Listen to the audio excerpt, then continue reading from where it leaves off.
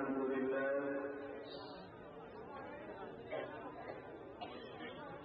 আমার সেই মহান মালিক আল্লাহ রাব্বুল আলামিনের শুকরিয়া আদায় করছি।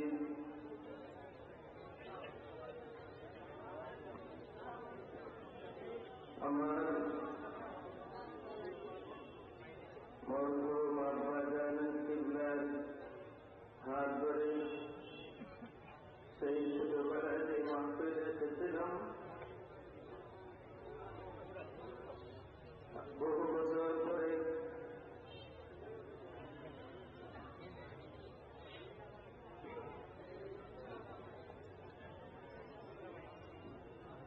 সে একই মাহফিলে শরীর হতে করে আমার সেই মালিক মাহবুদ আল্লাহ রাব্বুল আলামিনের শুকরিয়া আদায় করি। আলহামদুলিল্লাহ। সেদিন মরহুম আব্বা জান কিবলার হাত ধরে যখন এসেছিলাম, সামনে বসেছিলাম, আর আপনার আমাদের সকলের মুর্শিদ কিবলার নুরানি চেহারা দেখার পরে সেই ছোট বয়সে মনে মনে বলতাম যে হ্যাঁ, এত সুন্দর মানুষকে আল্লাহর জমিনে আছে। আজকেও সেই ইতিহাস আর একটি মহব্বত, সেই একই দোয়া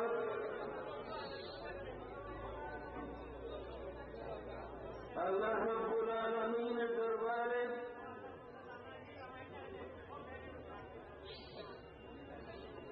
আপনার আমার মনের সকলের অন্তরের অন্তঃস্থলের যে তমন্না, সেটি হচ্ছে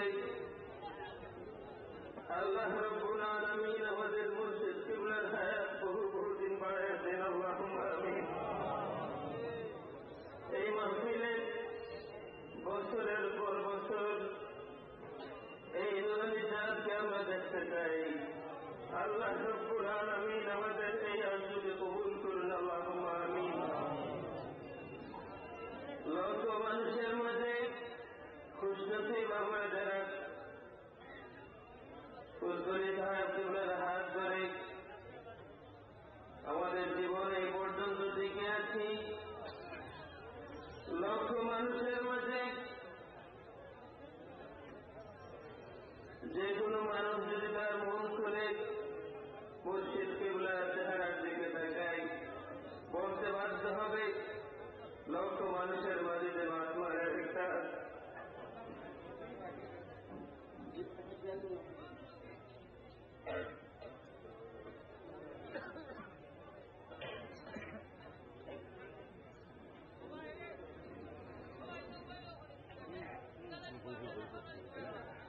এই মাহফিল থেকে আমাদের প্রিয় নবী, উম্মতের কান্ডারি নবী, রহমতুল লিল আলামিন নবী, নবী মুহাম্মদুর রাসূলুল্লাহ সাল্লাল্লাহু আলাইহি ওয়া আলিহি ওয়া সাল্লামের দরবারে জানাই অসংখ্য গণিত দরুদ ও সালাম। আল্লাহ রাব্বুল আলামিন আমাদেরকে বেছে বেছে তার নিয়ামতগুলির মধ্যে শ্রেষ্ঠ শ্রেষ্ঠ নিয়ামতগুলি দিয়েছেন। মখলুক হিসাবে আল্লাহ রাব্বুল আলামিন আমাদেরকে ইনসান বানিয়েছেন। আল্লাহ শুকরিয়া আদায় করি। আলহামদুলিল্লাহ। উম্মতের মধ্যে আল্লাহ রাব্বুল আলামিন আমাদেরকে তার প্রিয় বন্ধু নবী মুহাম্মদুর রাসূলুল্লাহ সাল্লাল্লাহু আলাইহি ওয়া আলিহি ওয়া সাল্লামের শ্রেষ্ঠতম উম্মত বানিয়েছেন। বলে আলহামদুলিল্লাহ। নবী হিসাবে আল্লাহ রাব্বুল আলামিন আমাদেরকে শ্রেষ্ঠ নবী দিয়েছেন। আবার বলি আলহামদুলিল্লাহ। কিতাব হিসাবে আল্লাহ রাব্বুল আলামিন আমাদেরকে শ্রেষ্ঠতম কিতাব আল কোরআন দিয়েছেন। আবার বলি আলহামদুলিল্লাহ। আর কিবলা হিসাবে আল্লাহ রাব্বুল আলামিন আমাদেরকে শ্রেষ্ঠতম কিবলা দিয়েছেন কাবা শরীফ। আর মুর্শিদ হিসাবে আল্লাহ রাব্বুল আলামিন এই জমানার শ্রেষ্ঠ মুর্শিদ আমাদেরকে দিয়েছেন আল্লামা সাহেব কিবলা বুরসালি।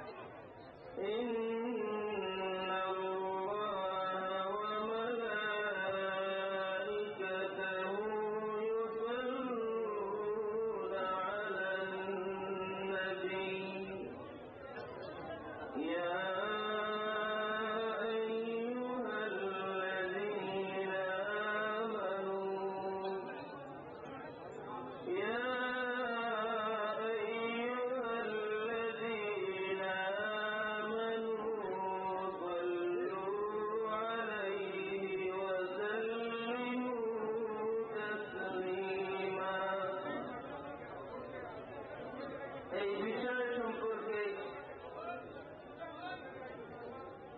বিভিন্ন দিক থেকে আলোচনা হতে পারে। আমি কয়েকটি পয়েন্টে আলোচনা করব এই আয়াতের আলোকে। প্রথমত, দুরূদ শরীফ এই আমলটা কার আমল?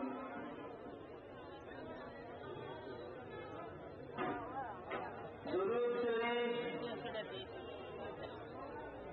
নবী মুহাম্মদুর রাসূলুল্লাহ সাল্লাল্লাহু আলাইহি ওয়া আলিহি ওয়াসাল্লামের উপরে দুরূদ শরীফ পড়া এটা কোনো মানুষের আমল নয়। সমস্ত কোরআন শরীফের ভিতরে আল্লাহ রাব্বুল আলামিন আমাদেরকে ঈমানদার সাব্যস্ত করে ঈমানের সার্টিফিকেট দিয়ে আল্লাহ রাব্বুল আলামিন আমাদেরকে বিভিন্ন হুকুম দিয়েছেন এবং আল্লাহ রাব্বুল আলামিনের পক্ষ থেকে আমাদেরকে ঈমানদার হিসেবে ডাক দেওয়ার পরে, আমাদেরকে ঈমানের সার্টিফিকেট দেওয়ার পরে আল্লাহ রাব্বুল আলামিন দ্বিতীয় যে হুকুম বা এর পরবর্তী যে হুকুমগুলো দিয়েছেন, এই হুকুমগুলির সাথে এই ডাক আহ্বান ইয়া আইয়ুহাল্লাযীনা আমানু এর একটি বিশেষ সম্পর্ক রয়েছে।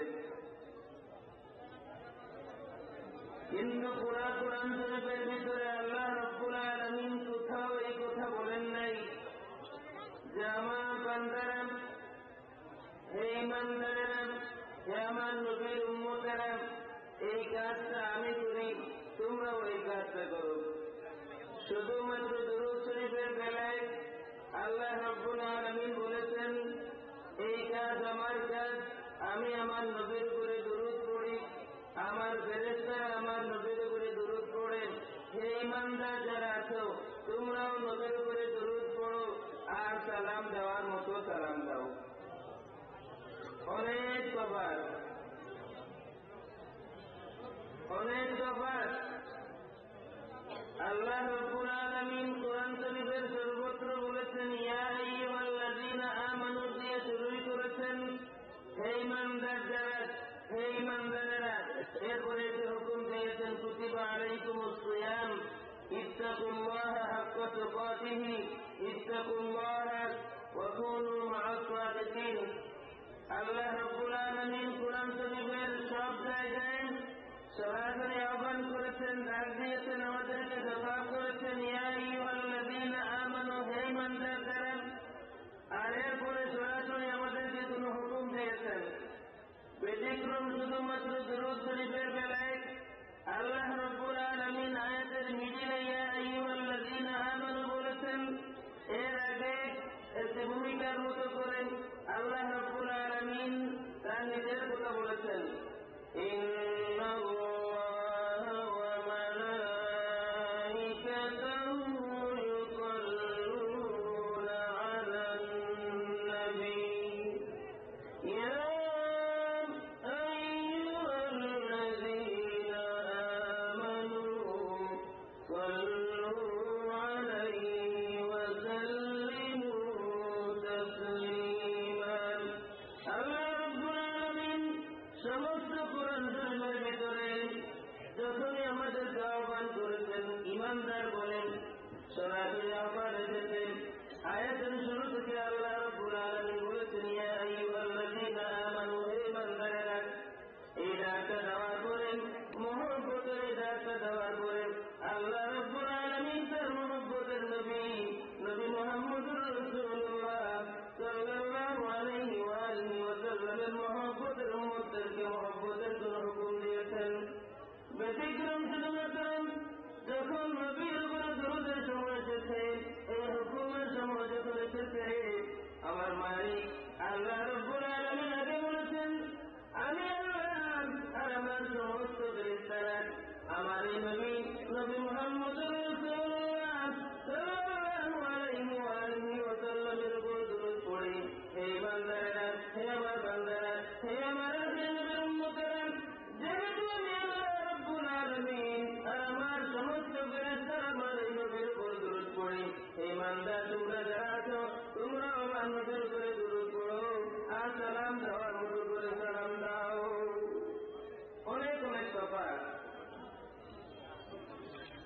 আমি সেই বিশেষত তাহার সামনে কোন কথা রাখার যোগ্যতা আমার তো নাই এবং আমি ব্যাপকীয় মনে করি, কিন্তু আমার মনের আশা শান্তিউল্লাহ যদি আমার উপরে হয় তাহলে আমি আশা করি আমার দুনিয়ার কামিয়াব হবে। আল্লাহ রাব্বুল আলামিন দুরূদ শরীফ সম্পর্কে আগে যে কথাটা বললেন, আমি দুরূদ পড়ি, ফেরেশতারা দুরূদ পড়ে, হে ইমানদার তোমরা যারা, তোমরাও দুরূদ পড়ো, সালাম দেওয়ার মতো করে সালাম দাও। এই কাজটা দুরূদ শরীফ, এই আমলটা মানুষের আমল নয়, এটা স্বয়ং আল্লাহ রাব্বুল আলামিনের আমল। যার কারণে যখন আল্লাহর হুকুম এসেছে সাল্লু আলাইহি, তোমরাও দুরূদ পড়ো, আমরা নিজে কিন্তু দুরূদ পড়ি না। আমরা আল্লাহ রাব্বুল আলামিনকে বলি, আল্লাহ এই কাজটা তোমার, দুরূদ পড়া এই আমলটা তোমার, দুরূদের হক আদায় করে দুরূদ পড়ার মতো কোন যোগ্যতা, কোন সম্ভাবনা মানুষের নাই, সুতরাং দুরূদটা তুমিই পড়ো।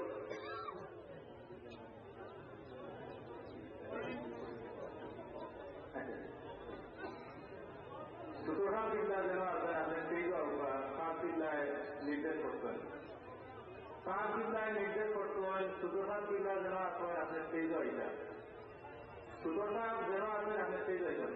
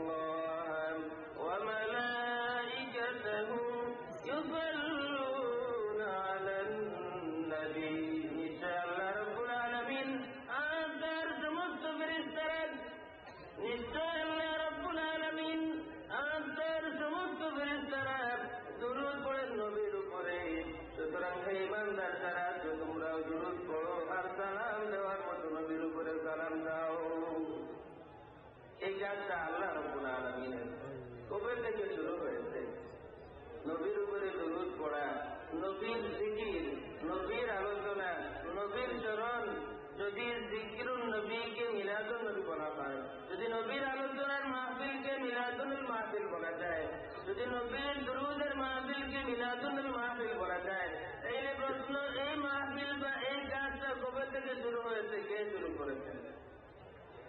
যেদিন আমরা ছিলাম না, আল্লাহ রাব্বুল আলামিন এখানে বলেছেন ইউসাল্লুনা আলান নবী, নবীর উপরে দুরূদ পড়েন। আল্লাহ রাব্বুল আলামিন এমন একটি শব্দ ইউসাল্লুনা আলান নবী কবে থেকে শুরু হয়েছে, কবে শেষ হবে? আমরা যখন ছিলাম না, যখন আদম আলাইহিস সালাতু ওয়াস সালাম ছিলেন না, তখন এই কুল কায়নাত কিছুই ছিল না, আসমান জমিন কিছুই ছিল না, ছিলেন আমাদের মালিক আল্লাহ রাব্বুল আলামিন। আর আল্লাহ রাসূল ইলমে ছিলেন নবী মুহাম্মদুর রাসূলুল্লাহ সাল্লাল্লাহু আলাইহি ওয়া আলিহি ওয়াসাল্লাম।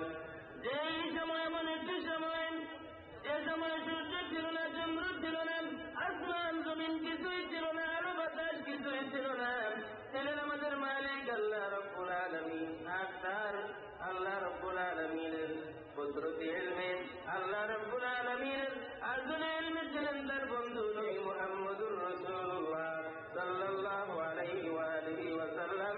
সেই সময় থেকে আল্লাহ রাব্বুল আলামিন তার নবীর উপরে দরুদ পড়া শুরু করেছেন। দুনিয়ার কোনো মানুষ এই কাজ শুরু করে নাই। যখন কেউ ছিল না, যখন কোন মতের মানুষ ছিল না, ওয়াহাবি ছিল না, কেউ ছিল না, সেই দিন আমার মালিক আল্লাহ রাব্বুল আলামিন নবীর উপরে দরুদ পড়া শুরু করেছেন। শুরু আছে আল্লাহ শুরু করেছেন, শেষ নাই। নবী পাক সাল্লাল্লাহু আলাইহি ওয়া আলিহি ওয়াসাল্লাম এমন এক জাত, যার সম্পর্কে আলোচনা শুধুমাত্র শুরু করা যায়, শেষ করা যায় না। লা ইউমকিনু الثناء كما كان حقه بعد الهدى وذبت قصة مختصر। আল্লাহ রাব্বুল আলামিন তার নবীর জিকির শুরু করেছেন, আল্লাহ রাব্বুল আলামিন তার নবীর চরণ শুরু করেছেন, আল্লাহ রাব্বুল আলামিন তার নবীর উপরে দরুদ পড়া শুরু করেছেন, শেষ নাই। যেহেতু আল্লাহ রাব্বুল আলামিন বলেছেন ইউসাল্লুনা আলান নবী, এই কাজটা আমি আল্লাহ রাব্বুল আলামিনের দুনিয়ার মানুষ যেমন হতে পারে, দুনিয়ার মানুষ সবাই যদি আমার নবী পাক আমার বন্ধু মুহাম্মদুর রাসূলুল্লাহ সাল্লাল্লাহু আলাইহি ওয়া আলিহি ওয়াসাল্লামের জিকির বাদ দিয়ে দেন, দুনিয়ার কোথাও, বরং কুল কায়নাতের কোথাও, সৌরজগতের কোথাও যদি আল্লাহর নবীর জিকির না হয়, যদি দুনিয়াতে আল্লাহর নবীর জিকিরের মাহফিল বন্ধ করে দিতে পারে কেউ, যদি আসমানে বন্ধ হয়ে যায়, যদি চাঁদে বন্ধ হয়ে যায়, সূর্যে বন্ধ হয়ে যায়, মঙ্গল গ্রহে যদি আমার নবীর জিকির বন্ধ হয়ে যায়, এরপরে আমার নবীর জিকির বন্ধ হবে না। যেহেতু আল্লাহ রাব্বুল আলামিন আছেন, আল্লাহ রাব্বুল আলামিন যতদিন আছেন, নবীর জিকিরের মাহফিল যে ততদিন আছে।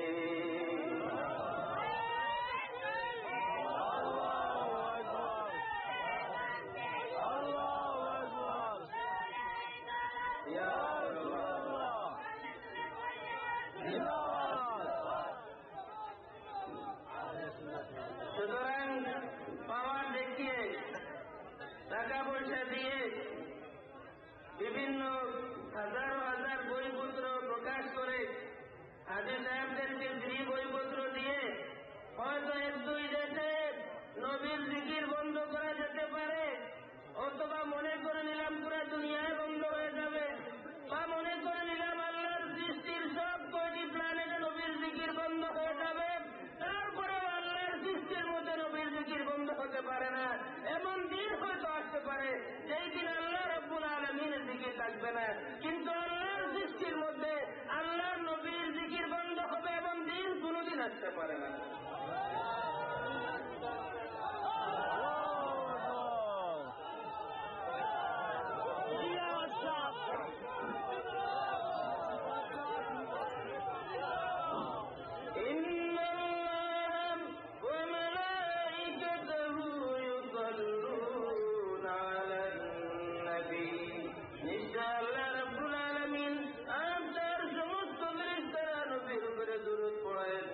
আল্লাহ রাব্বুল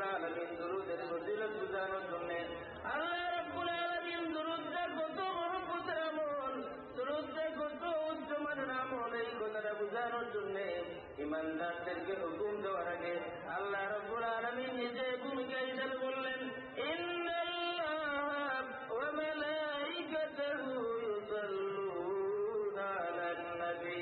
নিশ্চয় আল্লাহ রাব্বুল আলামিন আর তার সমস্ত ফেরেশতারা নবীর উপরে দরুদ পড়েন। সুতরাং হে ইমানদার তোমরা যারা আছো তোমরা নবীর উপর দরুদ পড়ো আর সালাম দেওয়ার মতো করে সালাম দাও। আরো অনেক কথা আছে, আমি দ্বিতীয় পড়ে যেতে চাই। আল্লাহ রাব্বুল আলামিন কোরআন শরীফে সর্বমোট ৭৯ বার, 89 টাইমস, সর্বমোট ৭৯ বার আল্লাহ রাব্বুল আলামিন আমাদেরকে খেতাব করেছেন, ইয়া আইয়ুহাল্লাযীনা আমানু। আমার জানা মতে, আমার যদি ভুল হয় তার জন্য আমাকে দুঃখ করে দেবেন। আমার জানা মতে আল্লাহ রাব্বুল আলামিন আখির নবীর উম্মত ছাড়া আর কোন নবী রাসূলের উম্মতকে ঈমানদার বলে ডাকতেন না। এই ইমানদার বলে ডাকতেন নাই। ইয়া আইয়ুহাল্লাযীনা আমানু বলে আল্লাহ রাব্বুল আলামিন কোন নবী রাসূলের উম্মতকে ডাকতেন নাই। শুধু তাই না, বরং আল্লাহ রাব্বুল আলামিন যখন নবুয়তের ঘোষণা হয়েছে, হুজুরে 40 বছর বয়সে যখন নবুয়তের ঘোষণা হয়েছে, 13 বছর আল্লাহর হাবিব সাল্লাল্লাহু আলাইহি ওয়া আলিহি ওয়াসাল্লাম সীমাহীন কষ্ট স্বীকার করে দ্বীনে দাওয়াত দিয়েছেন। এই দীর্ঘ 13 বছর মক্কি জিন্দেগিতে আল্লাহ রাব্বুল আলামিন তার হাবিবের মহব্বতের উম্মতদেরকে ইয়া আইয়ুহাল্লাযীনা আমানু বলে ডাকতেন নাই। হিজরতের পরে মক্কির কোন সূরাতে ইয়া আইয়ুহাল্লাযীনা আমানু নাই। মদিনা শরীফে যাওয়ার পরে মুসলমানদের নসিব হয়েছে আল্লাহর প্রিয় এই খেতাব পাওয়ার, ইয়া আইয়ুহাল্লাযীনা আমানু, হে ঈমানদার যারা। এর মধ্যে অনেকগুলি কথা আছে। ইয়া আইয়ুহাল্লাযীনা আমানুর মধ্যে অনেক টেস্ট, অনেক মজা আছে। এবং আমি মনে করি যদি কোনো ঈমানদার ইয়া আইয়ুহাল্লাযীনা আমানু এই খেতাবের মধ্যে যেই মজা আছে, যেই মহব্বত আছে, যদি কোনো ঈমানদার এই মহব্বতের খবরটা বুঝতে পারে, তাইলে এই ঈমানদারের পক্ষে তার মত পর্যন্ত নাফরমানি করা সম্ভব না। নিদাউল হাবিব হাবিব শাহাদাতুম মিনাল হাবিবিল হাবিব। আল্লাহ রাব্বুল আলামিন আমাদেরকে ইয়া আইয়ুহাল্লাযীনা আমানু খেতাব করে এরপরে বলছেন সাল্লু আলাইহি ওয়া সাল্লিমু তাসলিমা। প্রথমত কুরআন শরীফে দুরূদ শরীফে যাওয়ার আগে কুরআন শরীফে যখনই আল্লাহ ইয়া আইয়ুহাল্লাযীনা আমানু বলেছেন, এই মহব্বতের ডাকের পরে মহব্বতের কোন হুকুম এসেছে। ইয়া আইয়ুহাল্লাযীনা আমানু কুতিবা আলাইকুমুস সিয়ামু কামা কুতিবা আলাল্লাযীনা মিন ক্বাবলিকুম লাআল্লাকুম তাত্তাকুন। হে ঈমানদার যারা, তোমাদের উপরে রোজা ফরজ করা হয়েছে। ইয়া আইয়ুহাল্লাযীনা আমানু ইত্তাকুল্লাহ, হে ঈমানদার তোমরা যারা আছো, ইত্তাকুল্লাহ হাক্কা তুকাতিহি, ঠিক মতো করে হক আদায় করে আল্লাহ রাব্বুল আলামিনকে ভয় করো। ইয়া আইয়ুহাল্লাযীনা আমানু ইত্তাকুল্লাহ ওয়া কুনু মা'আস সাদিকিন, হে ঈমানদার যারা আল্লাহ রাব্বুল আলামিনকে ভয় করো আর সত্যবাদী জামাতে শামিল হয়ে যাও। কোরআন শরীফে যেখানে ইয়া আইয়ুহাল্লাযীনা আমানু লিমা তাকুলুনা মা লা তাফআলুন, কোরআন শরীফে যেখানে আল্লাহ রাব্বুল আলামিন তার মহব্বতের নবীর মহব্বতের উম্মতদেরকে ইয়া আইয়ুহাল্লাযীনা আমানু বলে মহব্বতে ডাক দিয়েছেন, এরপরে মহব্বতের কোন হুকুমের কথা এসেছে। এই খেতাবের পরে যে হুকুমটা আছে, খেতাবের সাথে ইয়া আইয়ুহাল্লাযীনা আমানু, এখানে যে ঈমান আছে, এই ঈমানের সাথে পরবর্তী হুকুমের একটি গভীর সম্পর্ক রয়েছে। যেমন হে ঈমানদার যারা আছো, হে ঈমানদারেরা নামাজ পড়ো। বোঝা গেল যদি ঈমান বাঁচাইতে চাও, ঈমান রক্ষা করতে চাও, তাইলে নামাজ পড়ো বা নামাজ কায়েম করো। নামাজ বাদ দিয়া ঈমান রক্ষা করা সম্ভব? আমি খুব সোজা বলেন এবং সময় শেষ করতে চাই। নামাজ বাদ দিয়া যখন আল্লাহ বললেন বা আল্লাহর হাবিব বললেন, হে ঈমানদার যারা আছো নামাজ কায়েম করো, নামাজ আদায় করো, নামাজ বাদ দিয়া নামাজ ছেড়ে ঈমান রক্ষা করার কোন পথ আছে? নামাজ বাদ দিয়ে দিলাম, আজকাল অনেক মানুষ নামাজ গেলাম নাই কিন্তু মাথায় লাল কাপড় লাগাইয়া অনেক বড়। নামাজ ছেড়ে দিয়ে ঈমান রক্ষা করার কোন পথ আছে? রোজা ছেড়ে দিয়ে ঈমান রক্ষার কোন পথ আছে? আপনারা কিন্তু না বলতেছেন। আপনারা এখনো না বলতেছেন, ভেরি কেয়ারফুল, আমার শেষ প্রশ্ন আসতেছে। নামাজ বাদ দিয়ে ইমান রক্ষার কোন পথ নাই, রোজা বাদ দিয়ে ইমান রক্ষার কোন পথ নাই, যাকাত বাদ দিয়ে ইমান রক্ষার কোন পথ নাই। এবং আল্লাহ রাব্বুল আলামিন বলেছেন, হে ইমানদার নামাজ কায়েম করো, হে ইমানদার রোজা রাখো, হে ইমানদার যাকাত আদায় করো। ইমান বাঁচাইতে হলে, ইমান রক্ষা করতে হলে রোজা রাখা লাগবে, ইমান রক্ষা করতে হলে নামাজ পড়া লাগবে, ইমান রক্ষা করতে হলে আল্লাহর হুকুম আমর বিল মারুফ নহি আনিল মুনকার আদায় করা লাগবে। তাই আমার শেষ প্রশ্ন, যেহেতু আল্লাহ রাব্বুল আলামিন একই নিয়মে বলেছেন, ইয়া আইয়ুহাল্লাযীনা আমানু সাল্লু আলাইহি ওয়া সাল্লিমু তাসলিমা, হে ইমানদার যারা আছো তোমরা আমার নবীর উপরে দরুদ পড়ো আর সালাম দেওয়ার মতো সালাম দাও। আগের মতো করে জবাব দিবেন, ইমান বাঁচাইতে হলে দরুদ বাদ দিয়ে ইমান রক্ষা করা সম্ভব?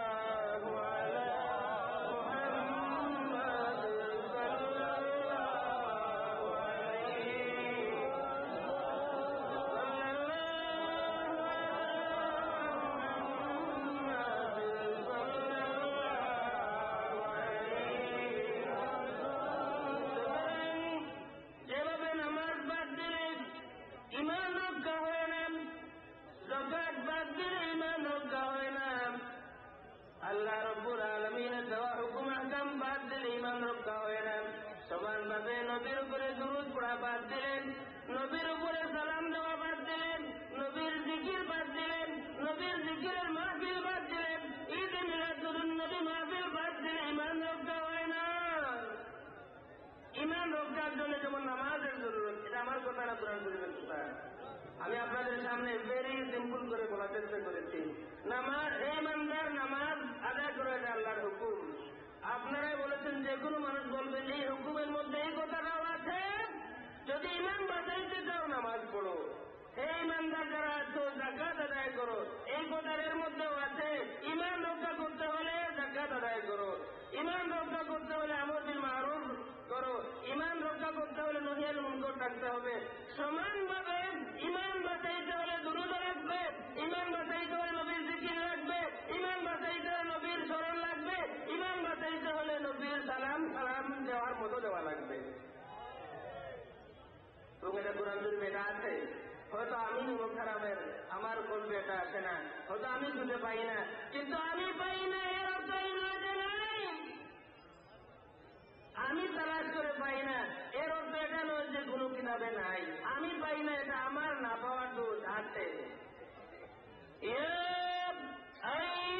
আইয়ুহাল্লাযীনা আমানু সাল্লু আলাইহি ওয়া সাল্লিমু তাসলিমা। এই পর্যন্ত আমরা একমত, এই পর্যন্ত আমরা সবাই একমত। যেমন করে ঈমান রক্ষার জন্য নামাজ জরুরি, যেমন করে ঈমান রক্ষার জন্য যাকাত জরুরি, ঈমান রক্ষার জন্য রোজা জরুরি, ঈমান রক্ষার জন্য তাকওয়া জরুরি, সমানভাবে ঈমান রক্ষার জন্য নবীর দরুদ জরুরি, নবীর উপরে সালাম দেওয়ার মতো সালাম দেওয়া জরুরি, নবীর জিকির জরুরি। নবীর জিকির ছাড়া আল্লাহর জিকির হয় না, নবীর জিকির ছাড়া আল্লাহর জিকির হয় না।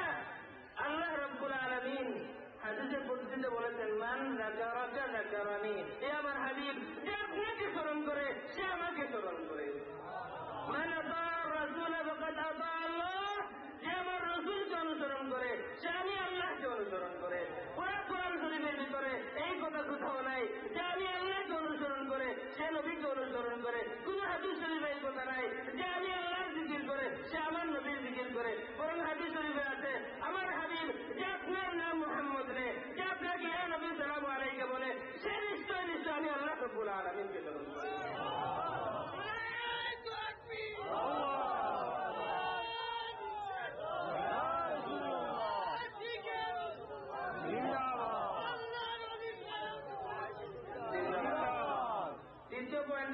আমরা সবাই একমত ইমান বাঁচাইবার জন্য অন্য সব হুকুমের সাথে দুরূদ জরুরি, নবীর জিকির জরুরি, নবীর মিলাদ জরুরি, নবীর মিলাদ মাহফিল জরুরি। নবীর মিলাদ মাহফিলে নবীকে গালি দেওয়া হয় না নবীর উপর দুরূদ পড়া হয়? নবীর মিলাদ মাহফিলে নবীকে দোষী সাব্যস্ত করা হয় না নবীর জিকির করা হয়? আফসোস দুনিয়ার মুসলমান আমার প্রিয় দেশবাসী, রসুল পাক সাল্লাল্লাহু আলাইহি ওয়া আলিহি ওয়াসাল্লামকে সন্ত্রাসী কে বানিয়েছে? রসুল পাক সাল্লাল্লাহু আলাইহি ওয়া আলিহি ওয়াসাল্লামকে আল্লাহর এই জমিনে দোষী সাব্যস্ত কে করেছে? আল্লাহ রসুল সাল্লাল্লাহু আলাইহি ওয়া আলিহি ওয়াসাল্লামকে দোষী বানিয়েছে মুসলমান না মুসলমান? আল্লাহ রসুল সাল্লাল্লাহু আলাইহি ওয়া আলিহি ওয়াসাল্লামকে আসলে সন্ত্রাসী বানিয়েছে মুসলমানরা বানিয়েছে না মুসলমান বানিয়েছে? কোন মুসলমান রসুলকে সন্ত্রাসী বানায় নাই, কোন মুসলমান রসুলকে দোষী সাব্যস্ত করে নাই। আজ পর্যন্ত যত মুসলমান রসুলের বিরুদ্ধে কিছু বলেছে এর থেকে অসংখ্য অসংখ্য অনেক অনেক বেশি কিছু মুসলমানরা বলেছে, ঠিক কিনা? যদি রসুলকে দোষী কেউ বানায় থাকে তাইলে তারা কিছু নামদারি মুসলমান, যদি রসুলকে সন্ত্রাসী বানানোর জন্য দায়ী কেউ তাইলে কিছু নামদারি মুসলমান, যদি সাহাবায়ে কেরামের চরিত্রে কেউ গালিমা লেপন করে তাইলে মুসলমান না, কিছু নামদারি মুসলমান সাহাবায়ে কেরামের চরিত্রে গালিমা লেপন করেছে। আমি এই কথাটা বলতে চাই, যেমন করে ইমান রক্ষার জন্য নামাজ জরুরি, রোজা জরুরি, যাকাত জরুরি, হজ জরুরি, সমানভাবে দুরূদ জরুরি, নবীর জিকির জরুরি। দ্বিতীয় প্রশ্ন আপনাদের কাছে, ইমান যদি বাঁচে, যদি আমাদের ইমান রক্ষা হয় তাইলে আমার ফ্যামিলি রক্ষা হবে কিনা? যে আমি আমার ইমানটা রক্ষা করতে না পারি তাইলে আমার পরিবার রক্ষা করতে পারবো না। আমি যদি আমার ইমান রক্ষা করতে পারি তাইলে আমার লাইফটাকে রক্ষা করতে পারবো, আমার ফ্যামিলিকেও রক্ষা করতে পারবো। যদি আমার ইমান রক্ষা হয় তাইলে আমার পাড়া প্রতিবেশী যারা আছেন, আমার সমাজ, আমার গ্রামটাকে রক্ষা করতে পারবো। যদি ইমান রক্ষা না হয় তাইলে আমার নিজেকেও রক্ষা করতে পারবো না, আমার পরিবার রক্ষা করতে পারবো না, আমার সমাজ রক্ষা করতে পারবো না। ইমান যদি রক্ষা হয় তাইলে সমাজ রক্ষা হয়, ইমান যদি রক্ষা হয় তাইলে পরিবার রক্ষা হয়, যদি ইমান রক্ষা হয় তাইলে দেশ রক্ষা হয়। কথাটা ঠিক কিনা? ইমান বাঁচলে দেশ বাঁচে কিনা? এইসব দেশে আজকে যারা আক্রান্ত হয়েছে, হাজার বছরের সভ্যতা যেখানে ধ্বংস হয়েছে, যেই সব দেশে ধ্বংস হয়েছে, দেখুন আগে ইমান ধ্বংস হয়েছে, আগে ইমানের মূল নূরটা বিদায় নিয়েছে, এরপরে দেশ ধ্বংস হয়েছে। কথাটা বুঝে আছে আপনাদের? হাজার বছরের সভ্যতা ধ্বংস হয়েছে যেই সব দেশে, ইমানের বাহ্যিক দুরূদ আছে, দ্বীনের বাহ্যিক দুরূদগুলো এখনো আছে, নবীর জিকির নেই, নবীর আলোচনা বন্ধ দেওয়ার চেষ্টা করা হয়েছে, বইয়ের পর বই, হাজার হাজার বই নবীর বিরুদ্ধে লেখা হয়েছে। যারা নবীকে দোষী বানিয়েছে তাদের ইমান আগে ধ্বংস হয়েছে, এরপরে তো তাদের দেশ ধ্বংস হয়েছে। এখন পর্যন্ত থার্ড ওয়ার্ল্ডের এই দেশ, আমার প্রিয় জন্মভূমি বাংলাদেশ, এবং এই দেশের মতো আর কিছু দেশ এখনো বাকি আছে। কেন? এখনো আমাদের ইমান বাকি আছে, ঠিক কিনা? যখন ডেনমার্কে মানুষ কোন মুসলমান নবীর বিরুদ্ধে লেখে, ফার্স্ট ওয়ার্ল্ডের বহু আরব দেশ, বহু দেশের মানুষের অন্তরে কিছুই আসে না, কোনো মিছিল নাই, কোনো কিছুই নাই, কিন্তু এই গরিব দেশের মানুষের অন্তর কাঁপে, মিছিলে মিছিলে বাংলাদেশের রাজপথ কাঁপে। আমাদের দেশের সংখ্যা অনেক বেশি, অনেক বড় যারা আছে, দেশ যারা আছে, তারা নবীর বিরুদ্ধে কথা হয়, তারা সুসুদ্ধ করে না, ঠিক কিনা? এখন আমাদের দেশ বেঁচে আছে, এখন আমাদের দেশে ইমান আছে, যার কারণে আমাদের দেশ এখনো আছে। ইমান বাঁচলে দেশ বাঁচে, ইমান বাঁচলে সমাজ বাঁচে, ইমান বাঁচলে আমার পরিবার বাঁচে, ইমান বাঁচলে আমার ফ্যামিলিটাও বাঁচে, আমার নফসটাও বাঁচে। এই কথাটা আমরা পেয়েছি যখন আমরা আগে বললাম নামাজ, যদি ইমান রক্ষা করতে হলে নামাজ লাগবে, সমাজ রক্ষা করতে হলে নামাজ লাগবে।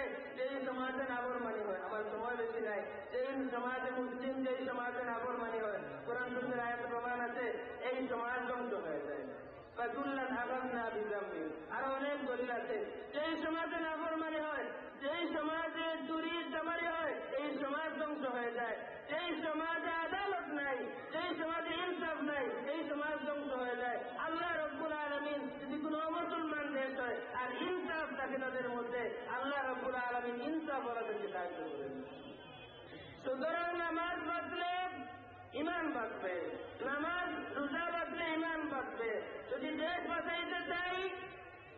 যদি ইমান রক্ষা করতে চাই নামাজ লাগবে, যদি দেশ রক্ষা করতে চাই ইমান লাগবে, ইমান বাঁচলে দেশ বাঁচবে।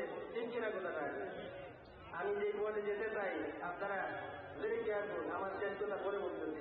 আমরা যদি একমত হই যে আমার ইমান রক্ষার জন্য নামাজ জরুরি, রোজা জরুরি, রোজা জরুরি, সমানভাবে আমার ইমান রক্ষার জন্য নবীর জিকির জরুরি, নবীর দরুদ জরুরি। দ্বিতীয় কথা হলো আমার দেশ রক্ষার জন্য, আমার সমাজ রক্ষার জন্য, আমার দুজন লাইফ রক্ষার জন্য নামাজ জরুরি, যাকাত জরুরি, আমার তাকওয়া জরুরি। সব ঠিক থাকলে আমার দেশ বাঁচবে। যে এই কথা হয় তাইলে দ্বিতীয় পয়েন্টটা হলো যেভাবে নামাজ থাকলে ইমান থাকে, নামাজ থাকলে সমাজ থাকে, দেশ বাঁচে, অনুরূপ ভাবে যেই সমাজে যেই দেশে নবীর জিকির থাকবে সেই দেশ বাঁচবে। যেই দেশে নবীর জিকির থাকবে না, যেই সমাজে নবীর জিকির থাকবে না, যেই সমাজে নবীর দরুদ থাকবে না, যেই সমাজে নবীর জিকিরের মাহফিল থাকবে না, যেই সমাজে নবীর মিলাদ নবীর মাহফিল থাকবে না, এবং কি রাখবে আল্লাহ রাব্বুল আলামিন এই দেশটাকে ধ্বংস করে দেবে। يا أيها الذين آمنوا صلوا عليه وسلموا تسليما। হে ইমানদার যারা, তোমরা নবীর উপর দরুদ পড়ো আর সালাম দেওয়ার মতো করে সালাম দাও। অনেকেই জানেন দরুদ দিতে পার না, সেখানেই আছে। আমি যে দোকান বলতে চাই দরুদ দিতে করছিল তার তুলে এখান থেকে একবার বলতেন। পুরো মানুষ যদি হুজুর পাক সাল্লাল্লাহু আলাইহি ওয়া সাল্লামের কাছে তার নিজের আওয়াজ পৌঁছাতে চাই, আমরা সবাই হুজুরের দরবারে আমাদের গলার আওয়াজটা পৌঁছাতে চাই কি চাই না? আমরা সবাই কি আমাদের অন্তরের ফরিয়াদ নবীর দরবারে পৌঁছাতে চাই? তাইলে একটি মাত্র পথ আছে, একটি মাত্র পথ আছে, দ্বিতীয়টা নাই। যদি আমরা কেউ চাই আমার ফরিয়াদ নবীর দরবারে বলতে, আমার গলার আওয়াজ নবীর দরবারে বলতে, নবী পাক সাল্লাল্লাহু আলাইহি ওয়া সাল্লাম সরাসরি আমার গলার আওয়াজ শুনবেন, সরাসরি আমার ফরিয়াদ শুনবেন। যদি আমি চাই তাইলে একটি মাত্র পথ আছে। হুজুর পাক সাল্লাল্লাহু আলাইহি ওয়া সাল্লাম বলেছেন, আসমাউ সালাত আহলি মাহাব্বতি ওয়া আরিফুম। আমি আমার মহব্বতের মানুষের দরুদ নিজে নিজ কানে সরাসরি শুনি। যদি শুনি আছে আমার উম্মতেরা, আমি তোমাদেরকে চিনি।